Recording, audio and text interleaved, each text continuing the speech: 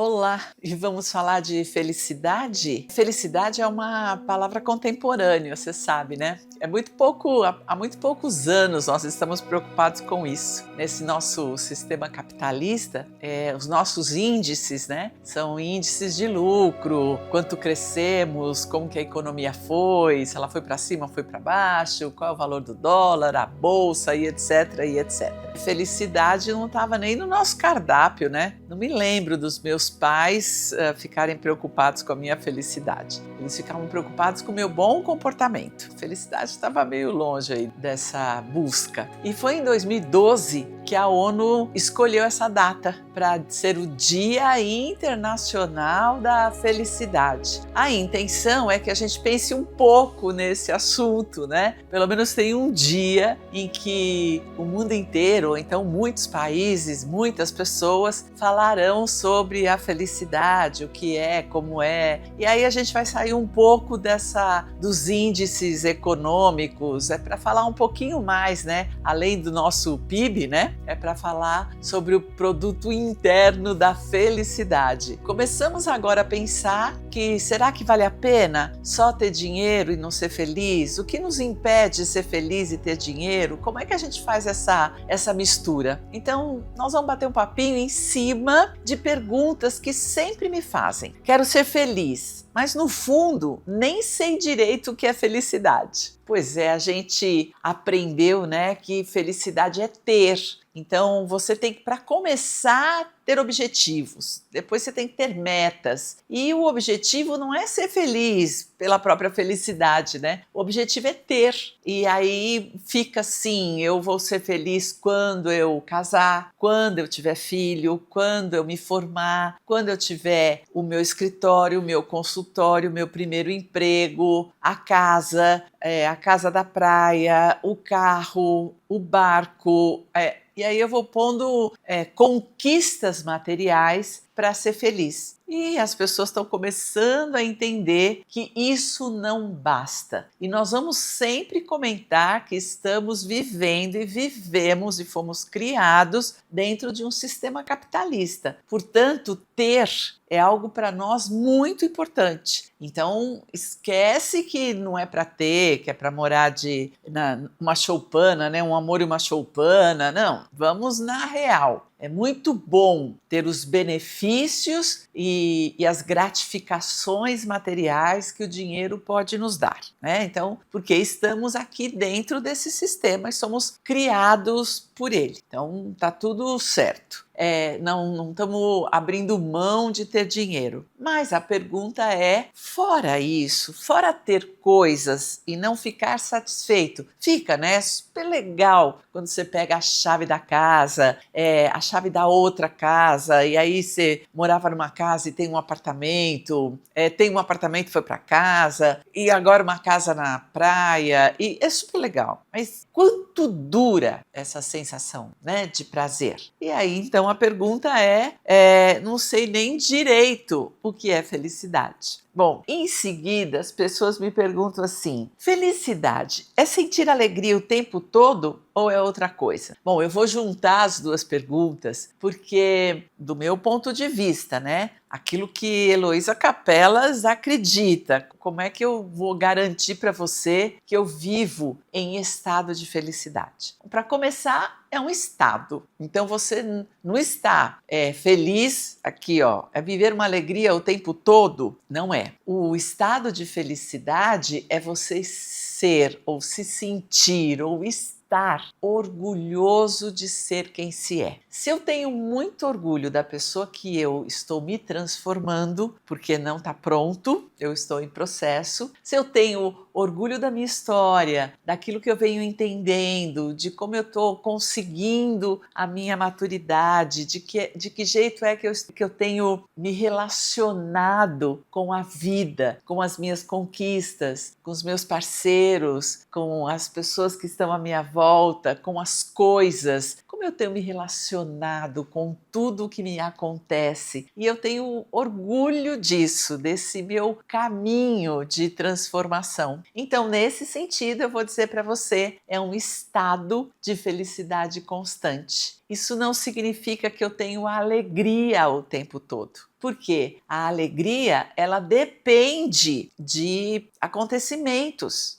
Eu vou mudar um pouco o seu conceito, né? Porque a gente diz assim, a felicidade depende e a alegria é um estado. Eu vou dizer para você que a alegria depende. E a felicidade é um estado de se sentir amado constantemente. E não pelas pessoas exatamente, você ser amado por você mesmo. É desenvolver um nível de amor próprio que, com a sombra ou com a luz, com acontecimentos gostosos e com acontecimentos dolorosos, você continua se amando, continua sentindo orgulho de ser quem você é, continua vivendo uma relação de apreciação com você mesmo. Isso é estar feliz. É um estado e independe daquele momento em que eu estou de luto e eu choro e eu lastimo e eu sinto muito. Existem momentos na nossa vida de verdadeiras lástimas. Lástimas mesmo, é muito ruim. A separação de pessoas que a gente ama muito,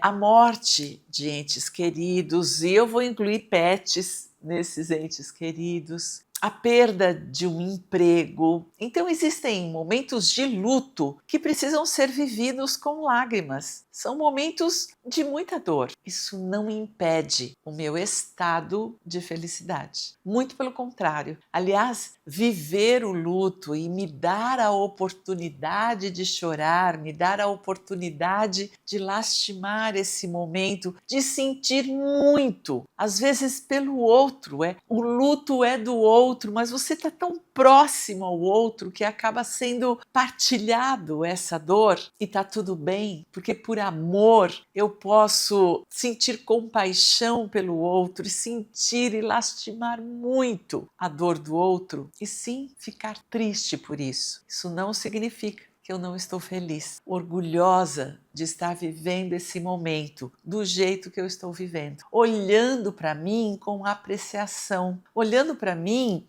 inclusive nos momentos de profunda dor e de raiva, de muita raiva, e poder me apreciar por tudo isso. Esses são momentos de alto amor e não tem nada mais próximo da felicidade do que o alto amor. Então, não é estar alegre, não. Às vezes, o luto em relação a qualquer coisa, o luto é uma perda, o luto é um afastamento. E a gente vive isso, né? Muitas vezes. É triste, é lastimável, muito doloroso. E isso não é estar alegre o tempo todo. Mas sim, eu continuo feliz, satisfeita e orgulhosa de ser quem eu sou. Eu continuo me sentindo, me vendo e vivendo na vida, me colocando na vida de uma maneira vertical. Eu estou comigo mesma e com o amor que eu sinto por mim. Isso é felicidade, independente de fatos, de acontecimentos e de pessoas. Deu para entender? Mas aí tem outra pergunta. Por que eu me esforço tanto para parecer bem, mas dentro me sinto cansada e desconectada? Porque você está procurando o amor de fora. E então eu preciso agradar, eu preciso me adequar, eu preciso ficar de boa. As pessoas precisam me admirar, precisam me reconhecer, precisam me elogiar, elas precisam gostar de mim, pelo amor de Deus. Elas precisam olhar para mim com carinho, com elogio, com cuidado. Por isso eu então me mostro adequada. Mas eu estou infeliz por dentro, eu estou completamente desconectada de mim. E isso está muito longe de ser felicidade.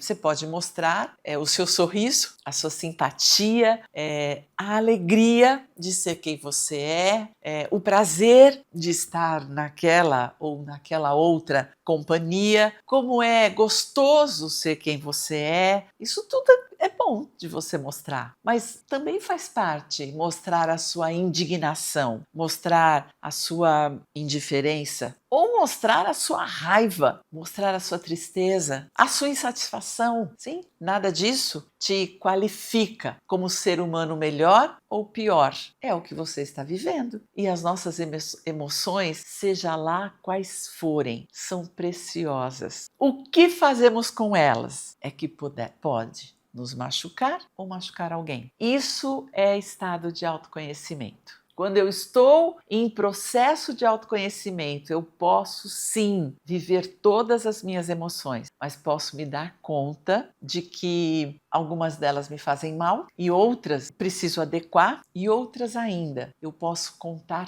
tudo o que eu estou vivendo sem machucar ninguém e sem me machucar. Simplesmente numa colocação de insatisfação, numa colocação de raiva, dizendo então, agora eu estou com muita raiva. E quando eu tenho muita raiva, eu costumo ser grossa, ser autoritária, mostrar minha arrogância. E nesse momento eu não quero fazer isso. Então a gente para por aqui. Mas que eu tô com raiva, eu tô. Isso é autoconhecimento e um bom posicionamento a respeito da minha raiva. É isso que gera em mim um estado de satisfação pessoal. Falar, uau, eu dou conta das minhas emoções. Eu regulo as minhas emoções porque estou atenta a elas. Me amplio e fica ótimo para mim se for bom. E aí eu amplio esse tempo, mas fica bom para mim também quando eu posso expor, esclarecer o outro e dizer até aqui tá bom, a gente não continua mais. Isso é maturidade emocional e traz para mim um estado profundo de felicidade, embora não seja agradável. Olha só, eu tenho uma pergunta aqui muito interessante. Em que momento da vida a gente costuma se perder na própria felicidade? Sabe quando? Quando você se achar melhor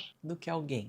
Aí tá perdido. Quando você se comparar, quando você entrar na competição e ganhar, sabe aquele estado de que eu sou melhor? Pensa aí nos nossos campeões olímpicos. Eles são o campeão, né, de uma determinada prova, daquela prova. Isso vai para o currículo deles. Quando que se perde, quando deixa de ser além da prova, ele é. E aí ele é para sempre, ele é porque ele é o melhor, ele é porque comparado a quem, na competição qual. Então, é exatamente isso. Quando você conquista coisas, parabéns, você merece, é tudo seu. Comemora, brinda, se homenageia, se dá presente, se coloca aí a coroa de flores, coloca a medalha no peito, é tudo seu. Parabéns. Mas a partir daí, se você achar que é melhor do que alguém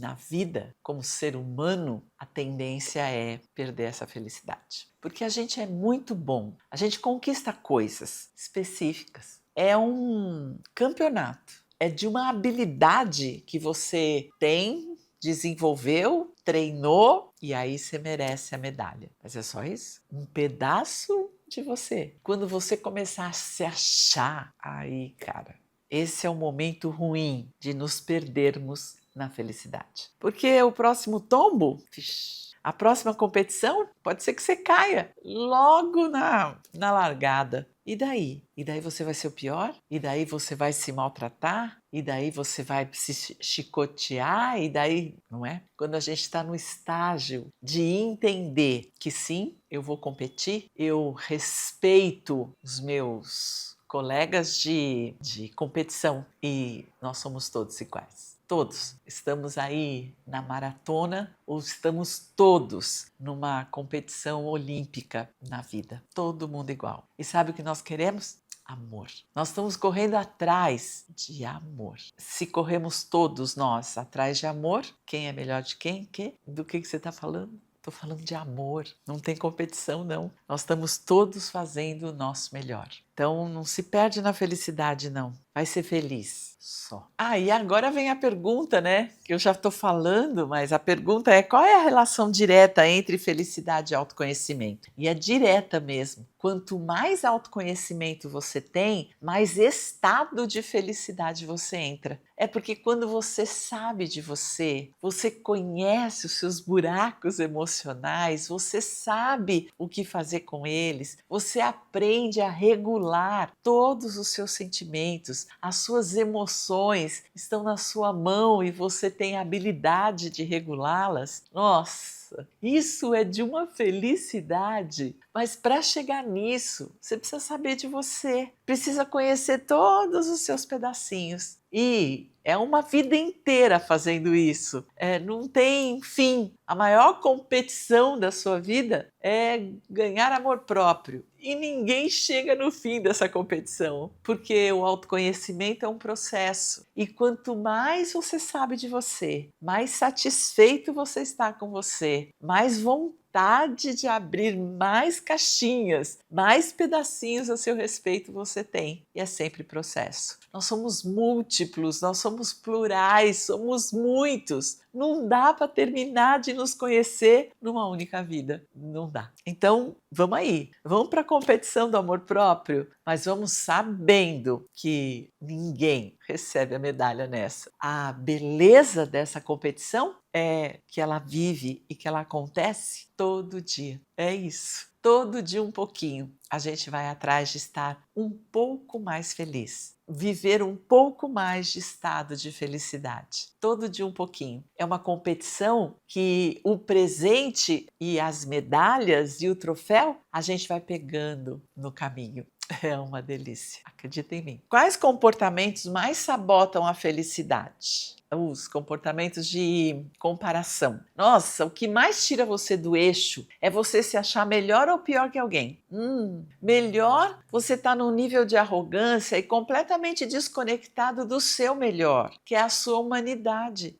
Nós somos humanos. E dentro desse mundão aqui, desse planeta Terra, dentro dessa crosta terrestre que nós encontramos os terráqueos, que são os seres humanos, é todo mundo tudo igual. Nós estamos tudo junto e misturado. É mais ou menos assim, nós somos separados por etnias. A raça é humana. E se você faz parte dessa raça, não tem comparação. Nós estamos tudo no mesmo lugar. Sim, uns mais sabidos de matemática, outros mais sabidos de biologia, uns mais sabidos em relacionamento humano, outros mais sabidos em como navegar num mar tempestuoso. Nós somos tão diversos, com saberes tão múltiplos. Isso é a nossa humanidade. Então, o que nos diferencia nos aproxima.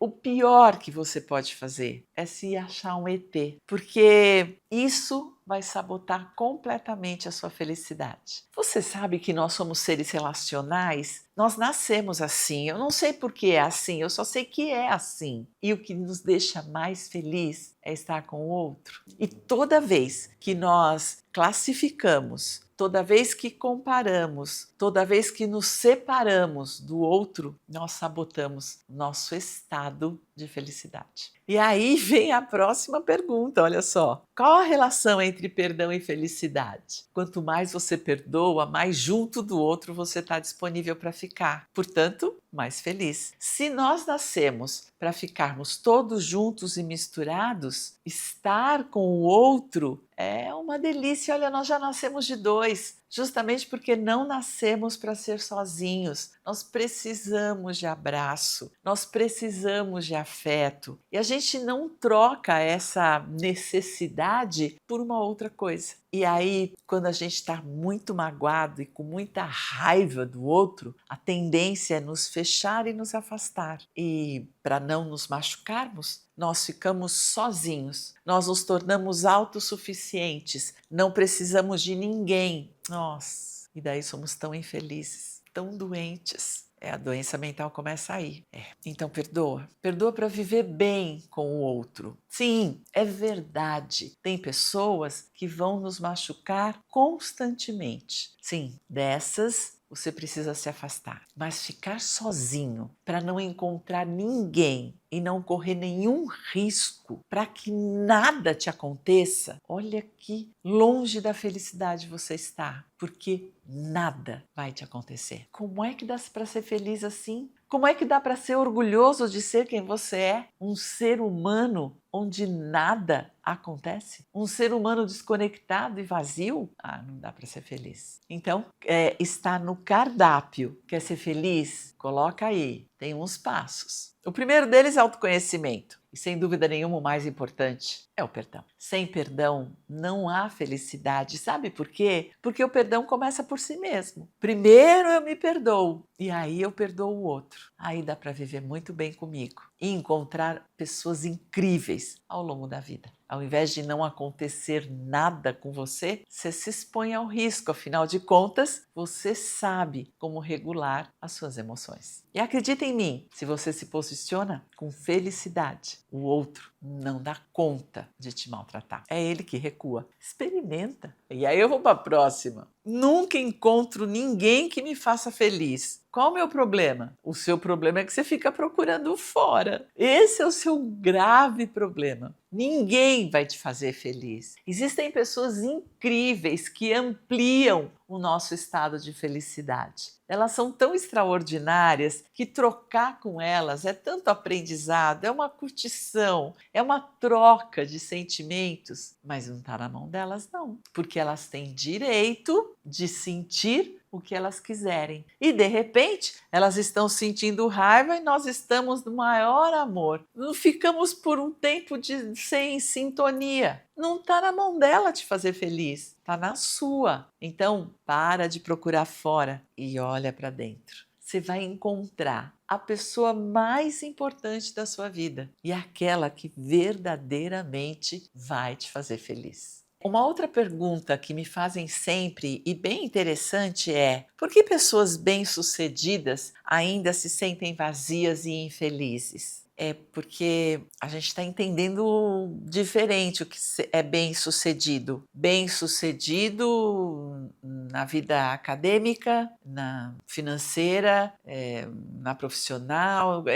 O que é bem-sucedido para você? Porque eu diria que uma pessoa bem-sucedida é feliz. Aliás, não existe felicidade maior do que o sucesso. E não existe sucesso maior do que o amor próprio. Não tem. Aí você vai me dizer, mas quem está morando debaixo da ponte não se ama. E é verdade. Não existe. Se você é feliz com você e satisfeito com você, acredita em mim, você também tem dinheiro. Aliás, o sucesso vem com cifrão. A felicidade contém o sucesso financeiro. Nós não estamos separando nada. Nós somos múltiplos, somos diversos e está tudo junto e misturado. Esse é o segredo da felicidade. Não dá para focar. Eu vou ser feliz quando casar e meu casamento é que é o meu sucesso. Vou ser feliz quando eu receber X de dinheiro e o meu sucesso é ter esse X. Não, tá tudo junto. Você pode ter sucesso financeiro, um bom casamento, uma relação saudável com os seus filhos, ter muitos amigos, aproveitar a praia, a piscina, a montanha, a neve. Tudo isso tá certo. Tudo isso é ser feliz. Assim como você também pode ser feliz numa vida simples, gostosa, agradável,